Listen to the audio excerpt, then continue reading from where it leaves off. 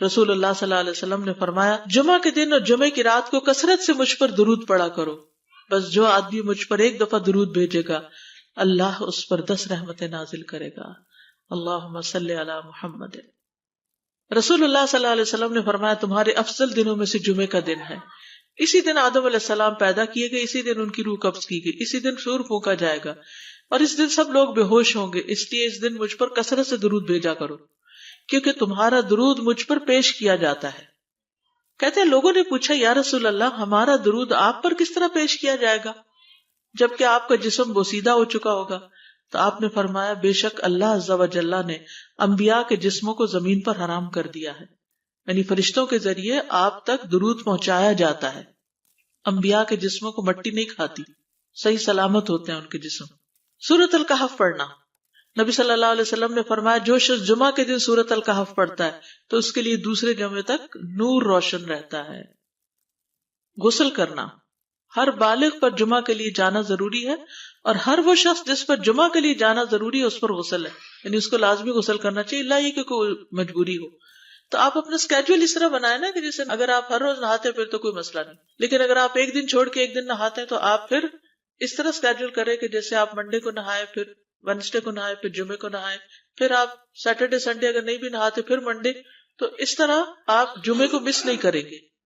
یہ نہیں کہ جمعرات کو نہا کے جمعہ کو چھوڑ دیا یا جمعہ چھوڑ کے ہفتے کو نہائے، ایسا نہیں کرنا چاہیے۔ علماء نے غسل کے حکم کے بارے میں اختلاف کیا، بعض تو کہتے ہیں یہ واجب ہے یعنی فرض کے درجے میں ہے، اور جمہور علماء یہ کہتے ہیں کہ مستحب ہے، پسندیدہ ہے، افضل عمل ہے۔ حدیث میں آتا ہے جس نے جمعے کے دن وضو کیا اس نے اچھا کیا اور جس نے غسل کیا تو یہ افضل ہے۔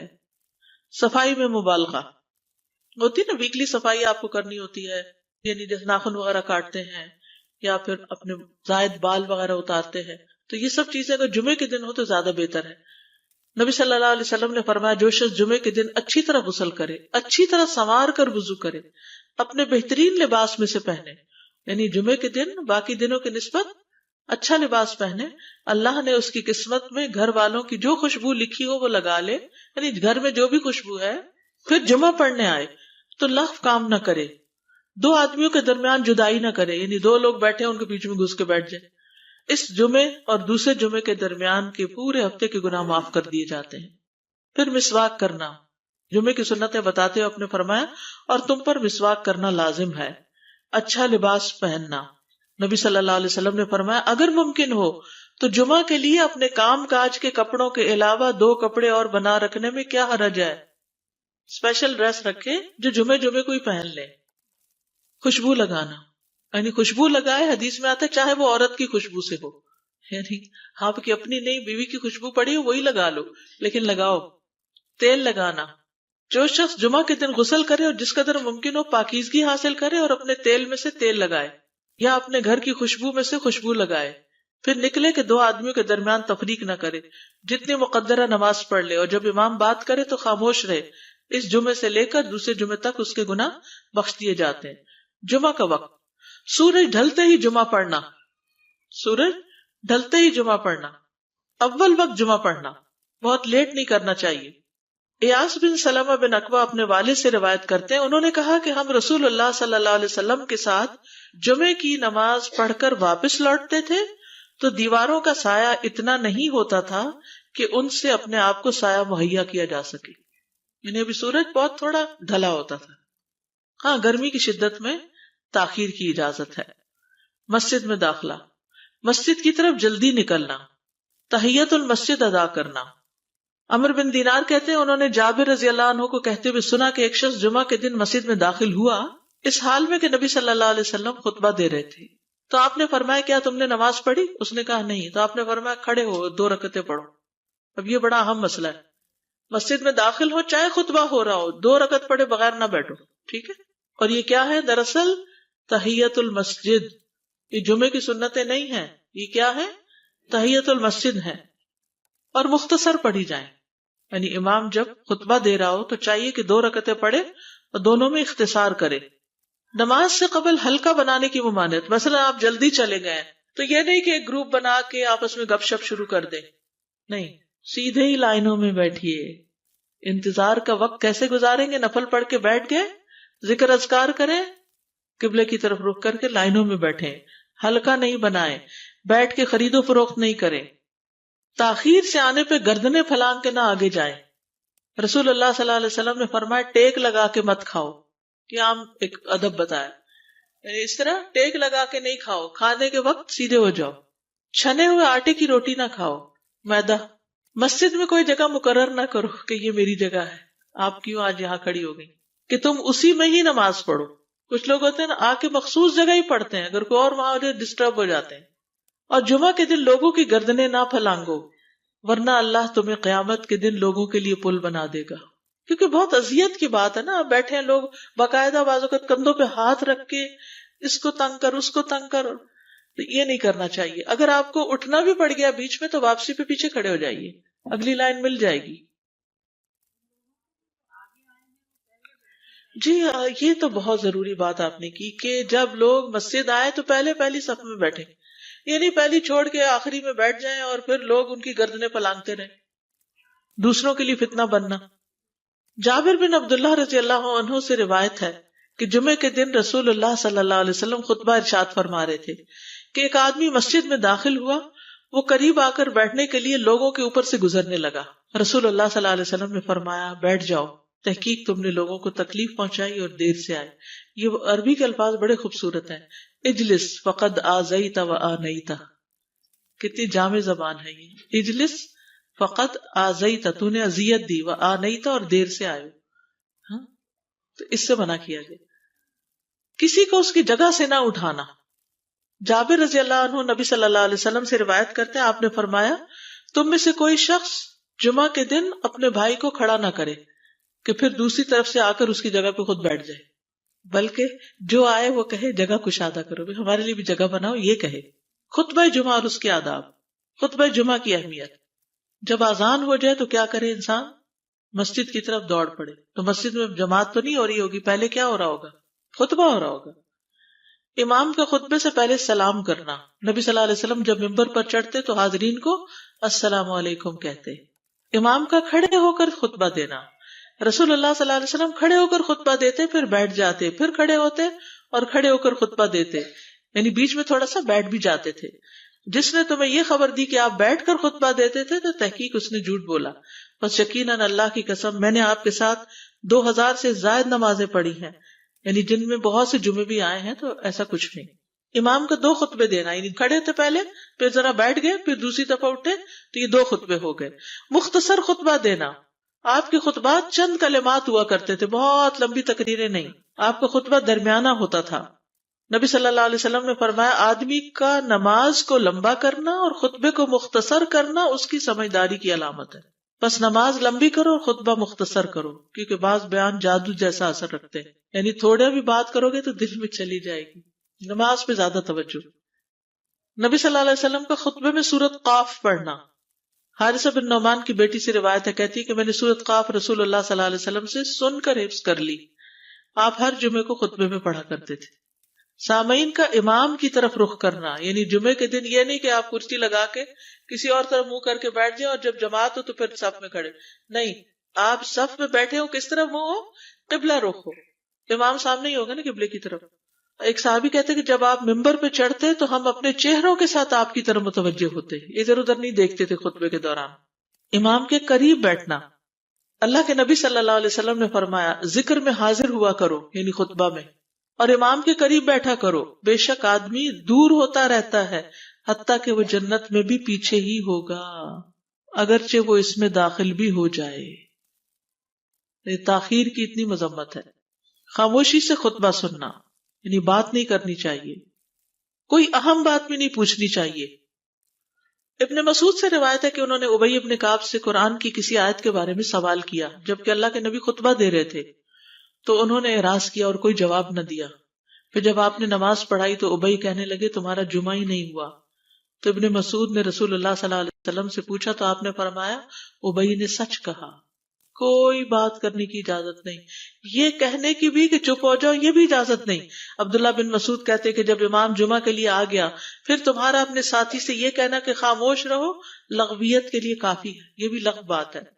کوئی لغو حرکت نہ کرنا، کنکریوں سے نہ کھیلنا، فون سے نہیں کھیلنا، میسجز چیک نہیں کرنا، انگلیوں میں انگلیاں ڈال کے پٹاخے نہیں بجانا، گوٹ مار کے نہیں بیٹھنا. گوٹ مار کے کیسے بیٹھتے ہیں؟ گھٹنے اوپر کر کے اور یوں ایسے گھٹنوں کے گرد ہاتھ ڈال کے. کئی دفعہ ایسے نظر آتا ہے کہ خطبے میں لوگ اس طرح بیٹھے ہوتے ہیں کیونکہ پتہ نہیں ہے. یعنی آپ چوکڑی مار سکتے ہیں. آپ سب سے افضل پوزیشن تو یہ ہے کہ جیسے نماز کے اتحیات میں ہم بیٹھتے ہیں، لیکن کچھ لوگ اس طرح بیٹھ نہیں سکتے، چلے کرسی میں بیٹھ جائیں. اگر کرسی نہیں ہے، نیچے بیٹھے ہیں تو چوکڑی مار کے بیٹھ جائیں، مگر ٹانگیں اس طرح پیٹ کے ساتھ لگا کے گھٹنوں پہ ہاتھ کو بل دے کے اس طرح نہیں بیٹھے. اگر مجبوری ہے تو وہ اور بات ہے، لیکن یہ کہ بلا وجہ نہیں کرنا چاہیے کیونکہ ادب کے خلاف ہے. اونگ آنے پر جگہ بدلنا. نبی صلی اللہ علیہ وسلم نے فرمایا اگر جمعہ کے دن کسی کو مسجد میں اونگ آنے لگے تو اپنی اس جگہ کو دوسری جگہ سے بدل لے. کہ بعض اوقات ایسا ہوتا ہے نا، خطبے کے وقت بڑی سکینت ہوتی ہے اور آخری خطبہ تو آپ نیند میں ہی سنتے ہیں. نماز جمعہ کی رکعت 2 رکعت ہے فرض بس. جمعہ کی نماز 2 رکعتیں ہیں اور ان دونوں میں قرات ہوتی ہے. نبی صلی اللہ علیہ وسلم جمعے میں سبح اسم ربک الاعلی اور حل اتاک حدیث الغاشیہ پڑھتے. کبھی جمعہ اور عید کٹھے ہو جاتے تب بھی دونوں نمازوں میں یہی سورت پڑھتے تھے. ٹھیک ہے. اسی طرح صبح کی نماز میں جمعے کے دن الف لام میم التنزیل اور حل اتی علی الانسان کی قرات کرتے اور نماز جمعہ میں سورۃ الجمعہ اور منافقین کی تلاوت کرتے. یعنی یہ بھی ملتا ہے. فرض کے بعد 2 رکعت پڑھنا. عبداللہ بن عمر سے روایت ہے انہوں نے رسول اللہ صلی اللہ علیہ وسلم کی نفل نماز کو بیان کیا اور کہا کہ آپ جمعے کے بعد کوئی نفل نماز نہیں پڑھتے تھے حتیٰ کہ واپس تشریف لے جاتے پھر اپنے گھر میں 2 رکعت پڑھتے تھے. اب جو لوگ گھر نہیں جاتے تو پھر وہیں پر وہ پڑھ لیتے ہیں، ورنہ آپ صلی اللہ علیہ وسلم اپنی سنتیں وغیرہ گھر میں پڑھتے تھے. اور اسی طرح 4 بھی پڑھی جا سکتی، 2 بھی ہیں 4 بھی ہیں.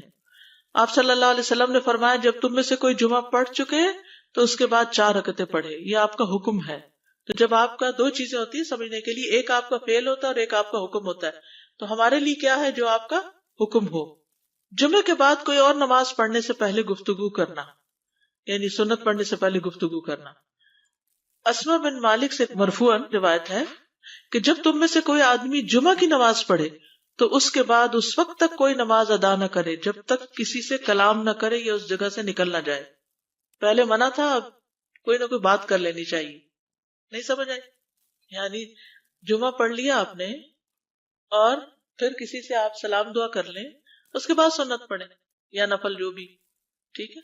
اور گھر جانا ہے تو گھر جا کے پڑھیں، اور اگر گھر نہیں جانا، کام پہ جانا ہے تو ادھر ہی پڑھ کے چلے جائیں.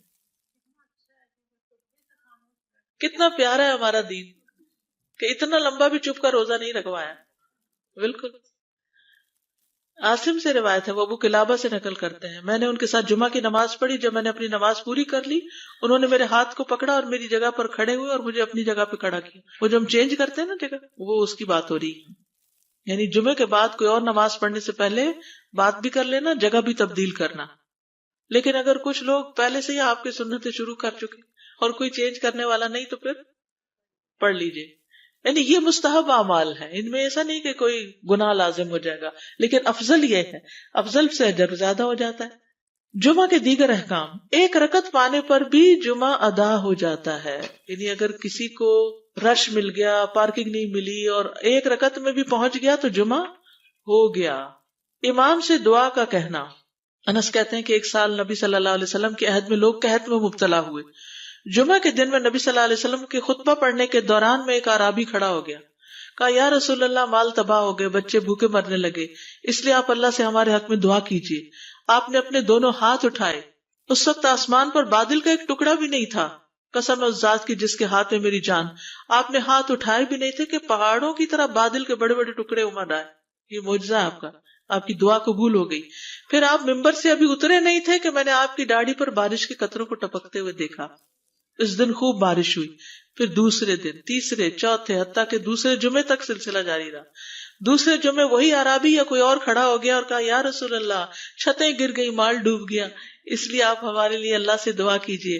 چنانچہ آپ نے اپنے دونوں ہاتھ اٹھائے اور فرمایا اے میرے اللہ، ہمارے ارد گرد برسا، ہم پر نہ برسا. اور بدلی کے جس طرف اشارہ کرتے وہ بدلی ہٹتی جاتی اور مدینہ ایک حوض کی طرح ہو گیا. وادی کنات 1 مہینے تک بہتا رہا. جو شخص بھی کسی علاقے سے آتا تو اس پر بارش کا حال بیان کرتا. جیسے ہوتا ہے نا کوئی فلڈ آ جائے یا کچھ ہریکین، تو پھر ہر کوئی موضوع گفتگو ہو جاتا ہے. جمعہ کے بعد قیلولہ کرنا. انس کہتے ہیں کہ ہم لوگ جمعہ کے دن سویرے نکلتے اور جمعہ کی نماز کے بعد قیلولہ کرتے تھے. جمعہ کے بعد کھانا کھانا. سہل کہتے ہیں کہ ہم نہ تو قیلولہ کرتے نہ دوپہر کا کھانا کھاتے مگر جمعے کے بعد. لنچ کب ہے؟ جمعے کے بعد. جمعے کو قیام و سیام کے لیے خاص کرنے کی ممانعت ہے، یعنی اس دن کی رات کو شب جمعہ منانا کہ اس رات پوری عبادت کریں گے، یہ سنت سے ثابت نہیں. ٹھیک ہے. اور دن کو روزے کے لیے خاص کرنا یہ بھی سنت سے ثابت نہیں، الا یہ کہ کوئی معمول کا روزہ رکھتا ہے، ایام 20 کا روزہ ہے تو وہ اور بات ہے. ابو ہریرہ سے روایت ہے کہ میں نے رسول اللہ صلی اللہ علیہ وسلم کو فرماتے ہوئے سنا، تم میں سے کوئی شخص جمعہ کے دن روزہ نہ رکھے مگر یہ کہ اس کے ایک دن پہلے یا اس کے بعد کا دن ملا کر روزہ رکھے. جمعہ کے دن خرید و فروخت کی ممانعت ہے. جمعہ کے دن جب نماز کے لیے پکارا جائے تو اس وقت اللہ نے خرید و فروخت سے منع کیا ہے. وَذَرُوا الْبَيْعَ، اس دن کاروبار حرام ہے. اور یہ جمعے کی دوسری اذان کے ساتھ تعلق رکھتا ہے، یعنی صبح صبح کام کر سکتے ہیں لیکن اذان ہوتے ہی چھوڑ دیں، اور جب پھر جمعہ سے فارغ ہو جائے تو دوبارہ دکان پہ جا کے بیٹھ جائیں. جابر بن عبداللہ کہتے ہیں کہ نبی صلی اللہ علیہ وسلم جمعہ کے دن خطبہ ارشاد فرما رہے تھے کہ مدینہ میں ایک تجارتی قافلہ آیا. رسول اللہ صلی اللہ علیہ وسلم کے صحابہ اس کی طرف لپک پڑے اور آپ کے پاس مسجد میں صرف 12 آدمی بچے. تو رسول اللہ صلی اللہ علیہ وسلم نے یہ صورت دیکھ کر فرمایا، اس ذات کی قسم جس کے ہاتھ میں میری جان ہے، اگر تم سارے کے سارے چلے جاتے اور کوئی بھی باقی نہ بچتا تو اس وادی میں آگ بہ پڑتی. یعنی اتنا بڑا جرم ہے یہ. پھر یہ آیت نازل ہوئی، وَإِذَا رَأَوْا تِجَارَةً أَوْ لَهْوًا انفضوا إِلَيْهَا وَتَرَكُوكَ قَائِمًا، جب وہ کوئی سودا بکتا دیکھیں یا کوئی تماشا نظر آ جائے تو اس کی طرف دوڑ جاتے ہیں اور آپ کو کھڑا ہی چھوڑ دیتے ہیں. راوی کہتے ہیں جو 12 آدمی رسول اللہ صلی اللہ علیہ وسلم کے ساتھ رہے ان میں ابو بکر اور عمر رضی اللہ عنہ بھی شامل تھے. جمعے کے دن قبولیت کی گھڑی ہوتی ہے، اس وقت اللہ سے بھلائی مانگنی چاہیے. رسول اللہ صلی اللہ علیہ وسلم نے فرمایا، جمعے کے دن میں ایک گھڑی ایسی ہے کہ کوئی مسلمان اللہ سے کسی خیر کا سوال کرتے ہوئے اس کی موافقت نہیں کرتا مگر اللہ اسے وہی خیر عطا کر دیتا ہے. فرمایا یہ ایک چھوٹی سی گھڑی تھوڑی دیر کے لیے ہوتی ہے اور یہ ہر جمعے کو ہوتی ہے. ٹھیک ہے. اور خصوصاً نماز میں بھی اگر کوئی دعا کر رہا ہوتا ہے نا انسان تو وہ بھی قبول ہو جاتی ہے. نماز میں دعا کہاں ہوتی ہے؟ شروع میں ہوتی ہے، رکوع میں ہوتی ہے، سجدے میں ہوتی ہے، تشہد میں ہوتی ہیں.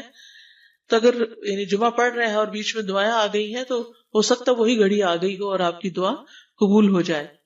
اور یہ تورات میں بھی اس کا ذکر تھا. ابو ہریرہ رضی اللہ عنہ کہتے ہیں کہ رسول اللہ صلی اللہ علیہ وسلم نے فرمایا، بہترین دن جس میں سورج طلوع ہوتا ہے جمعہ کا دن ہے. اس دن میں ایک گھڑی ایسی ہے کہ نماز کی حالت میں اگر کوئی مسلمان بندہ اللہ عز و جل سے کچھ طلب کرے تو وہ اس کو ضرور دیتا ہے. کعب نے کہا ایسا سال میں ایک مرتبہ ہوتا ہے؟ تو میں نے کہا نہیں بلکہ ہر جمعہ کو ہوتا ہے. کہتے ہیں پھر کعب نے تورات پڑھی تو کہا نبی صلی اللہ علیہ وسلم نے سچ فرمایا. ابو ہریرہ رضی اللہ عنہ کہتے ہیں کہ میں بعد میں عبداللہ بن سلام سے ملا اور ان سے اپنی اور کعب کی مجلس کا بتایا تو عبداللہ بن سلام رضی اللہ عنہ نے کہا میں جانتا ہوں وہ گھڑی کب آتی ہے. ابو ہریرہ نے کہا مجھے بھی بتائیے. انہوں نے کہا وہ جمعہ کے دن میں آخری گھڑی ہے. میں نے کہا یہ جمعے کے دن کی آخری گھڑی کیسے ہو سکتی ہے، حالانکہ رسول اللہ صلی اللہ علیہ وسلم نے فرمایا جو مسلمان بندہ اس کو نماز پڑھتے ہوئے پائے. اس وقت میں کوئی نماز نہیں پڑھی جاتی. تو عبداللہ بن سلام نے کہا کیا رسول اللہ صلی اللہ علیہ وسلم نے یہ نہیں فرمایا جو شخص نماز کے انتظار میں بیٹھا رہے وہ گویا نماز ہی کی حالت میں ہے حتیٰ کہ نماز پڑھ لے. کہتے ہیں میں نے کہا ہاں. تو انہوں نے کہا بس یہی ہے، یعنی اس وقت کیا کرنا چاہیے، آخری گھڑی میں وضو وغیرہ کر کے مغرب کی نماز کے انتظار میں بیٹھ کے دعائیں کریں، اذان ہو تو نماز پڑھ لیں. عصر کے بعد سے مغرب تک کا وقت ہے. انس بن مالک سے روایت ہے کہ نبی صلی اللہ علیہ وسلم نے فرمایا جمعہ کے دن اس گھڑی کو جس میں دعا کی قبولیت کی امید کی جاتی ہے عصر سے لے کر سورج ڈوبنے تک کے درمیان تلاش کرو اور دن کی آخری گھڑی ہے. تو اللہ سبحانہ و تعالی ہمیں اس دن کی برکتوں سے فائدہ اٹھانے کی توفیق عطا فرمائے.